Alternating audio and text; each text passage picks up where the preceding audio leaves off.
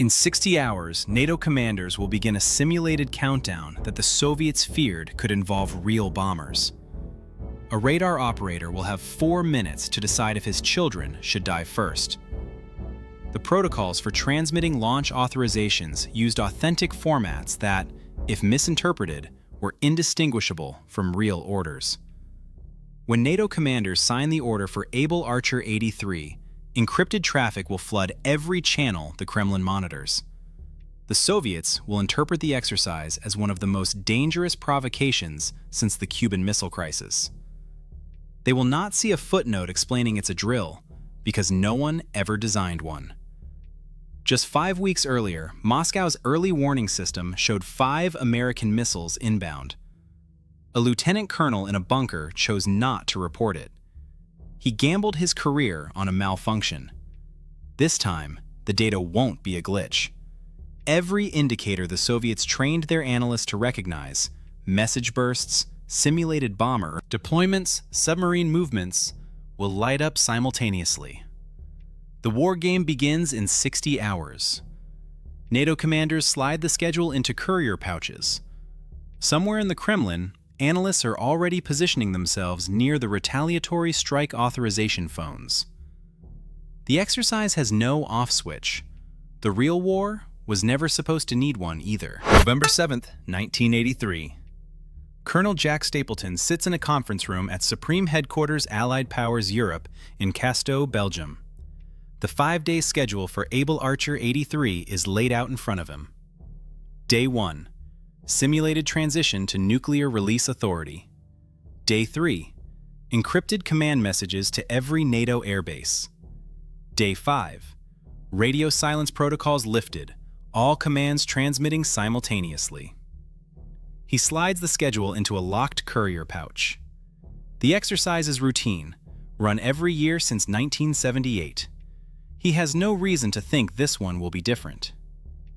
Somewhere in the Kremlin, analysts are already positioning themselves near the retaliatory strike authorization phones. 200 miles east, in a listening post outside Leipzig, a KGB signals officer adjusts his headphones. His job is to monitor NATO radio traffic. He cannot decode the encrypted messages. He can only count them. Frequency changes, transmission duration, message volumes. He logs each event on standard intercept forms. His training manual is clear. The pattern matters more than the content. If NATO transmissions surge, if frequencies shift rapidly, if multiple commands activate simultaneously, those patterns indicate readiness. Officers like him have been doing this work for years. They have rarely seen patterns they could not interpret. Near Moscow, at an alternate command bunker, a duty officer, let's call him Lieutenant Colonel Sergei Melnikov, begins what would have been a standard 12-hour shift. According to accounts of Soviet command procedures, bunkers like this were equipped with dedicated communication lines to various military branches. 3 phones would typically sit on such a console, one connecting to strategic rocket forces, one to bomber command, a third to GRU intelligence. The phone tree served a critical purpose. Soviet protocol reportedly required duty officers to maintain constant verification of command readiness. The officer picks up each handset in turn, checks for dial tone, logs the status. Strategic rockets, operational. Bombers, operational. GRU, dial tone weak but present. He notes the issue in his duty book and moves on. Back at NATO headquarters, communications specialists monitor the broadcast center. High-frequency transmitters line the wall, part of the emergency backup systems designed to reach Warsaw Pact capitals if primary channels failed. According to training protocols, if NATO needed to send an urgent message to Soviet command, operators would follow manual procedures, walking from transmitter to transmitter, retuning each one, verifying the carrier signal, then broadcasting the message multiple times. During drills, these procedures were carefully timed and rehearsed, but in November 1983, they had never been used for real. In Moscow, a British liaison interpreter sits in a small office at the British Embassy. According to the narrative of these events, a secure communication line exists between the embassy and Soviet officials. though the exact nature of such connections remains partially documented in declassified records. It is a Cold War courtesy, a back channel that sees use once or twice a year when diplomats need urgent clarification on military movements. The interpreter speaks fluent conversational Russian, trained in literature and diplomatic protocol rather than military specifics. She has never been briefed on nuclear command terminology. The words for exercise and deployment share the same root in Russian. Context is everything. She has no nuclear context. The NATO exercise plan includes no provision for notifying Soviet command in real time. The Moscow-Washington hotline exists, but it is reserved for actual crises. Using it for a drill would dilute its credibility. Standard intelligence channels route through CIA and GRU. Those channels take 6 to 12 hours on a good day. There is no mechanism to tell the Kremlin that Able Archer 83 is a simulation while the exercise is running. NATO assumes Soviet intelligence will recognize the pattern. That assumption has never been tested at this scale. Volkov's equipment can measure message frequency, duration, and transmitter location. All NATO traffic is encrypted. He cannot read a single word. Soviet doctrine assumes that encryption makes content irrelevant. What matters is timing. A surge in messages indicates increased readiness. Rapid frequency changes indicate coordination across commands. Radio silence followed by simultaneous transmission indicates transition to combat posture. Volkov relies entirely on traffic analysis. His training manual does not include a chapter on exercise versus reality. The patterns are identical. Melnikov's protocol manual states that bomber alert can only be canceled after verbal confirmation from all 3 commands. According to available records, the protocol reportedly required coordination between strategic rocket forces, air command, and intelligence channels like the GRU. The system is designed to prevent false negatives. Any single command can veto an all clear. The redundancy is intentional. It assumes all 3 lines are functional. Some accounts suggest that local communication failures, such as unreliable phone lines and delayed maintenance, may have added to the tension during this period. The design cannot account for a physical failure in the confirmation network itself. The broadcast procedure reportedly requires manually retuning each of 8 transmitters to different frequencies. The operator must physically walk between equipment racks, adjust dials, verify carrier signal, then read the message 8 times. According to available records, there is minimal automation.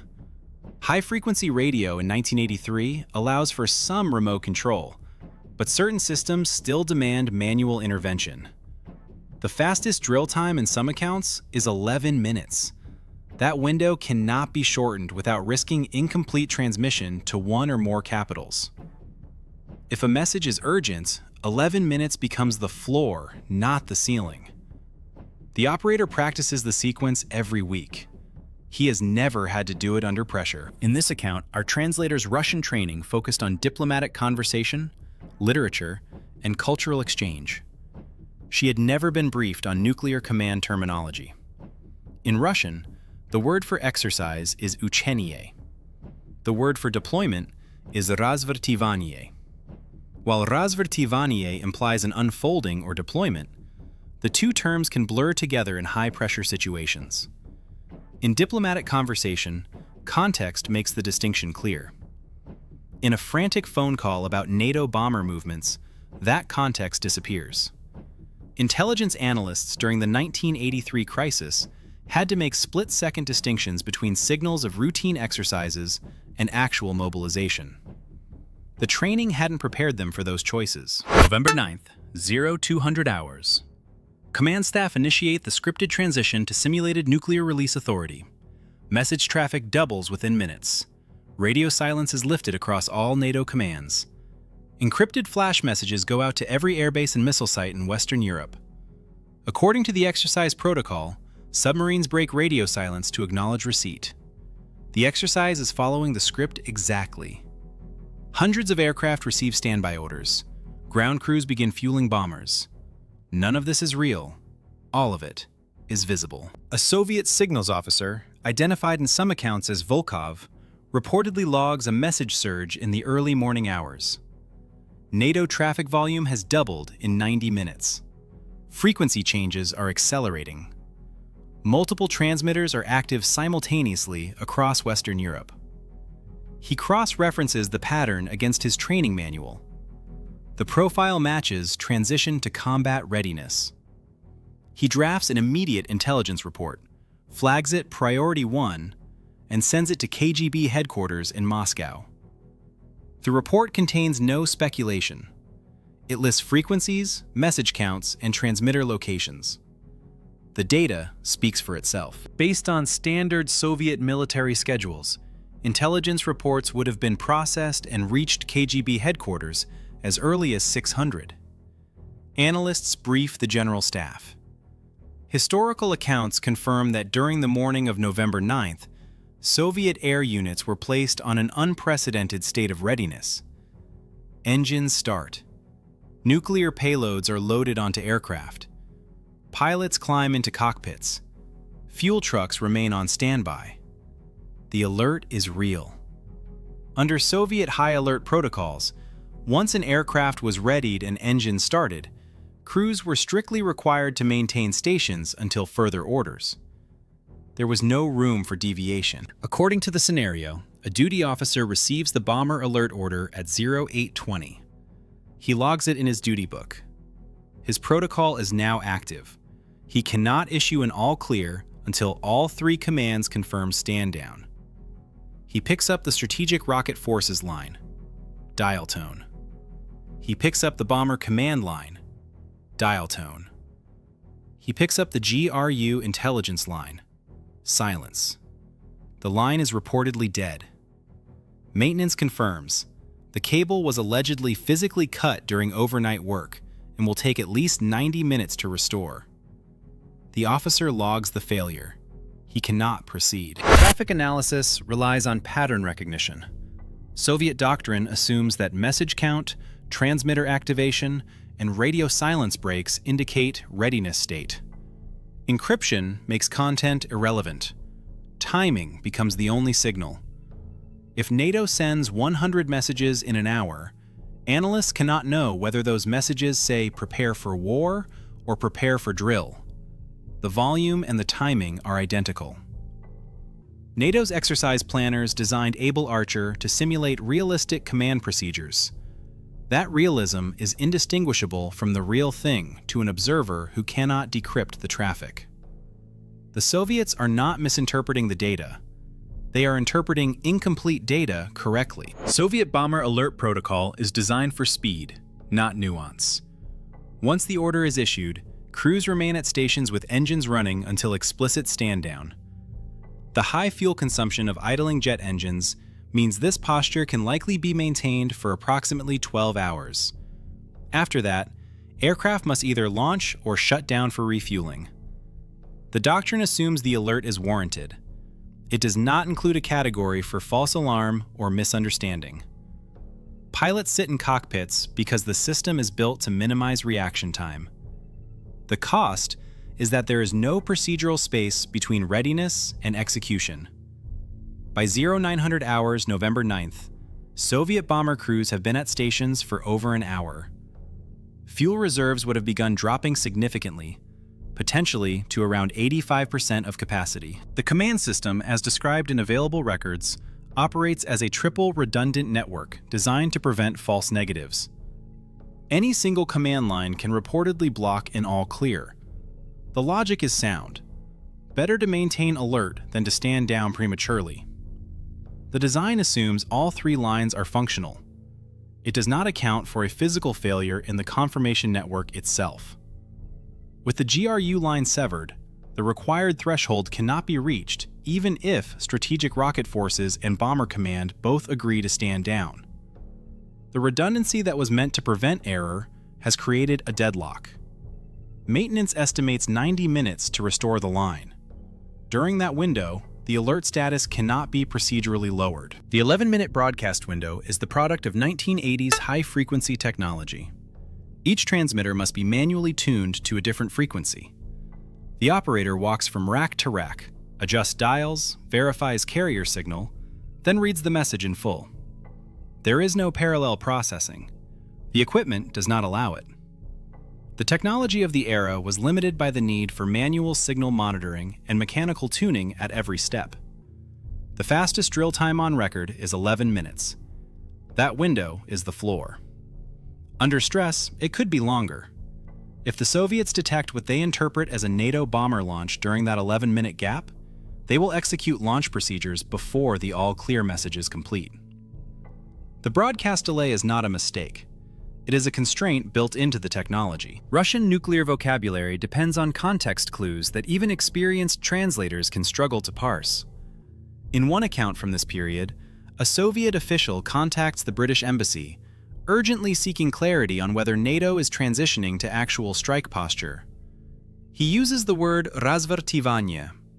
The root razvert means to unfold or expand. In diplomatic context, it translates as deployment. In military nuclear context, it means mobilization for war. According to this narrative, the translator hears the panic in his voice. She hears the urgency. She does not hear the nuclear-specific meaning. She translates razvertivание as deployment, matching the NATO exercise terminology she was briefed on. The Soviet official hears confirmation. NATO is deploying for strike. The mistranslation, whether it occurred precisely this way or represents a broader pattern of miscommunication, illustrates a critical vulnerability. It is the predictable result of sending a diplomat to do a nuclear operator's job. By midday November 9th, Soviet bomber pilots are at the highest state of alert.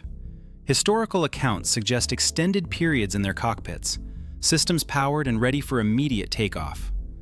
Nuclear payloads remain armed. Fuel reserves are monitored continuously.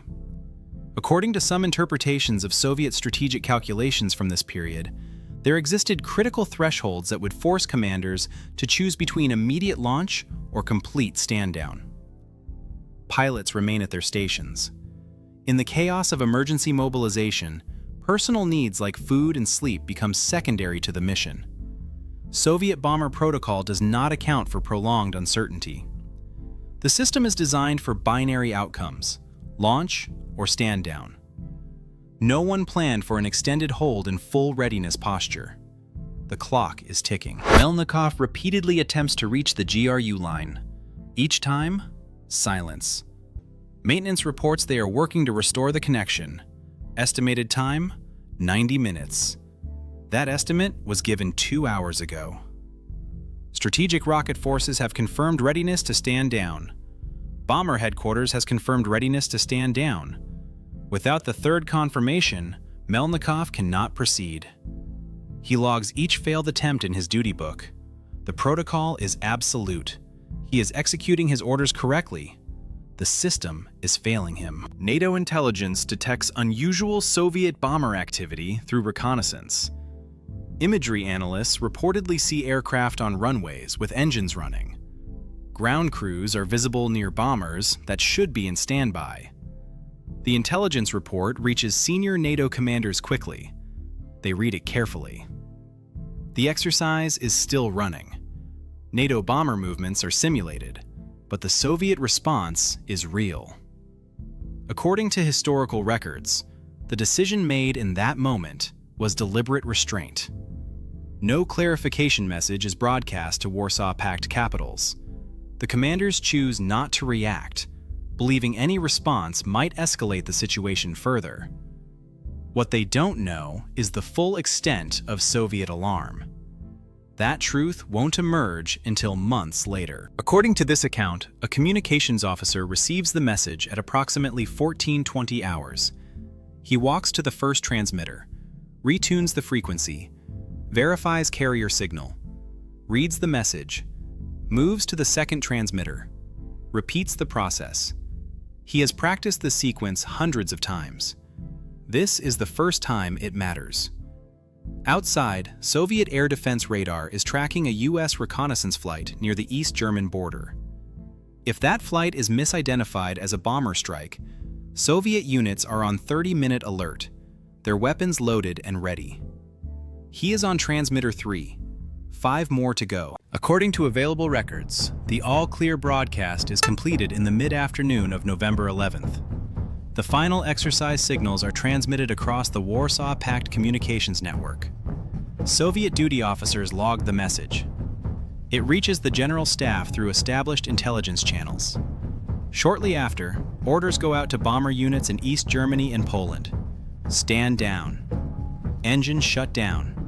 Payloads are de-armed and returned to storage.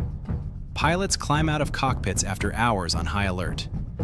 The alert is over. According to some accounts, a GRU communications line was restored around mid-afternoon. The handset is lifted. Dial tone. Stand down confirmation arrives. GRU intelligence concurs with the assessment. The alert status is formally closed. The phone tree worked as designed, once the physical line was restored. The problem wasn't just the protocol. It was the vulnerability of the infrastructure itself. The assumption that, in a crisis, the systems would hold. By November 9th, intelligence indicators suggested shifts in Soviet posture, though the full extent of their alert status remained unclear to NATO leadership during the exercise. High-ranking officials received routine exercise reports as Able Archer 83 continued on schedule, concluding November 11th as planned. The final after-action report noted no significant incidents. What wasn't documented was how close Soviet forces may have come to launch readiness. In the months and years following, new safeguards emerged.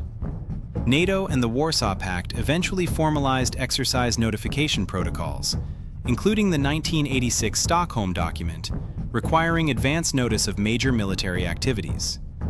The changes were quiet, procedural, and permanent. The incident remains classified until the mid-1990s. When the files are released, historians identify Able Archer 83 as the closest brush with accidental nuclear war since the Cuban Missile Crisis. The danger was not escalation or brinkmanship. It was the invisible gap between simulation and reality in Cold War communication systems. Traffic analysis without decryption. Fragile communication protocols with limited redundancy. Significant delays in command transmission, documented in some protocols as lasting up to 11 minutes. Translation ambiguity. Disciplined personnel executing their protocols correctly, nearly triggering a war because the systems they operated could not distinguish practice from the real thing. The war game had no off switch. The real war was never supposed to need one either.